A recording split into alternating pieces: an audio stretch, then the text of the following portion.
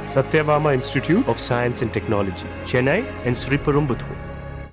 தமிழ்நாட்டிற்கான நியாயமான நிதி உரிமையை வெளிப்படுத்தவே நித்தி ஆயோக் கூட்டத்தில் பங்கேற்பதாக தெரிவித்திருக்கும் முதலமைச்சர் மு.க.ஸ்டாலின் எந்த நாளும் உரிமை கொடியைத்தான் ஏந்துவேன், ஊர்ந்து போக மாட்டேன் என்று எடப்பாடி பழனிசாமியை மறைமுகமாக விமர்சித்தார்.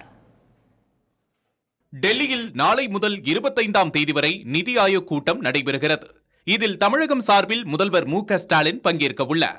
இதற்காக அவர் டெல்லி செல்லவிருக்கும் நிலையில் மத்திய அரசு தமிழ்நாட்டை புறக்கணிப்பதால் நிதி ஆயோக் கூட்டத்தை தான் புறக்கணிக்கிறேன் என்று பேசிய முதல்வர் ஸ்டாலின் தற்போது நிதி ஆயோக் கூட்டத்தில் பங்கேற்க டெல்லிக்கு பறக்கிறார் என விமர்சித்திருந்தார்.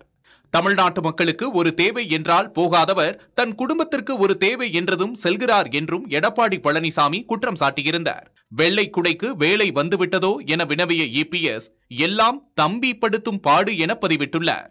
இந்த நிலையில் தமிழ்நாட்டிற்கான நியாயமான நிதி உரிமையை வெளிப்படுத்தவே நிதி ஆயோக் கூட்டத்தில் பங்கேற்பதாக முதல்வர் ஸ்டாலின் விளக்கமளித்துள்ளார். தனது எக்ஸ் வலைதளத்தில் பதிவிட்டுள்ள அவர் பாஜகவுடன் கூட்டணி கிடையாது என அடித்து சொன்ன நாக்கின் ஈரம் காய்வதற்குள் ஒரே ரைடில் புலிகேசியாக மாறி வெள்ளைக்கொடி ஏந்த சென்ற பழனிசாமி என்னை பார்த்து வெள்ளைக்கொடி ஏந்தியதாக பேச நா கூசவில்லையா என கேள்வி எழுப்பியுள்ளார். கல்வி நிதி கோரி வழக்கு தொடர்ந்துள்ளதை குறிப்பிட்டு இன்றைக்கு கூட தமிழ்நாட்டின் உரிமைக்காக உச்சநீதிமன்றத்தில் வழக்கு தொடர்ந்துள்ளதை சுட்டிக்காட்டியுள்ள முதல்வர் ஸ்டாலின் கொள்கையில் உறுதியாக நிற்பேன் எனவும் தமிழ்நாட்டிற்கான நிதியை போராடி பெறுவேன் எனவும் தெரிவித்துள்ளார்.